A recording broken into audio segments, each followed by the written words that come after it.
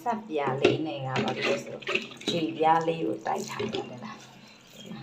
ဒီကဒီရှားဆောင်ဆက်ပြားလေးဖြစ်တယ်ဒီဟာကိုတိုက်လိုက်တယ်နဲ့ဆိုတော့ရောင်လက်သွားတယ်မှာ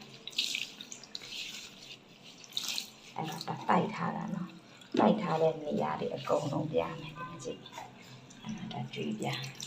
ဒီဆက်ပြားကြီးဒီဆက်ပြားနဲ့တိုက်ထားတာနော်အကုန်လုံးကဒီမှာကြည့်လိုက်ဒါကိုရုပ်ကိုပြန်တော့မြင်ရအောင်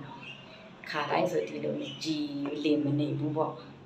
ဒီဆက်ပြားလေးနဲ့လာတုံးကြည့်လိုက်တာဒါပတ်စုံတုံးလို့လဲရှားဆောင်ဆက်ပြားလေးဖြစ်ပါတယ်အဲ့ဒါမို့ဒါမျိုးကြွေပြားတွေတိုက်တာရလားဘာညာမေးနေတာဒီမှာဒီစတီးတိုင်လေးတွေတိုက်ထားတယ်မှာကြည့်ဒါဟိုနေ့တော့ဆိုရင်မဲနဲ့တိုင်ကြီးလိုက်နေတာဒါတော့မှနည်းနည်းကြာနေရတယ်လားချက်ချင်းတော့ပဲပြောင်းလဲတော့သူကတအားကြီးဖြစ်ထားတဲ့အတွက်ကြောင့်မလို့ပေါ့အဲ့လိုမျိုးဒီမှာထပ်တိုက်လိုက်တော့ပြောင်းသွားမှာ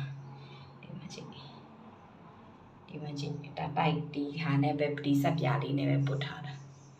ဒီမှာပြောင်းလဲနေအဲ့ဒါကိုကျုံမို့ဒီ home စက်ပြားလေးကိုတုံးကြပါလို့ပြောချင်ပါတယ်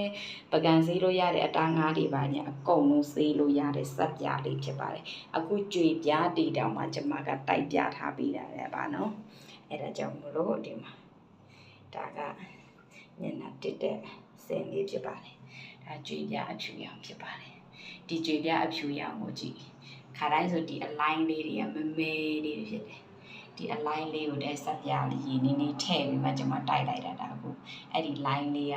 ဖြူသွားရောနောက်ရက်ကျရင်ဒီ line ဝါနေတာကိုပြန်ပြမယ်ဒီလားဒါကျွန်မကမေ့သွားတာတိုက်ပြီးမှပဲ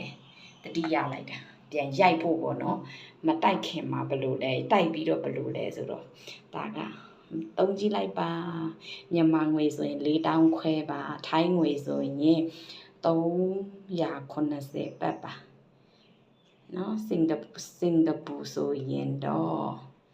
15ကျပ်လောက်ပဲကြာမှာပါ15ကျပ်တောင်မကြာဘူးထင်တာပဲ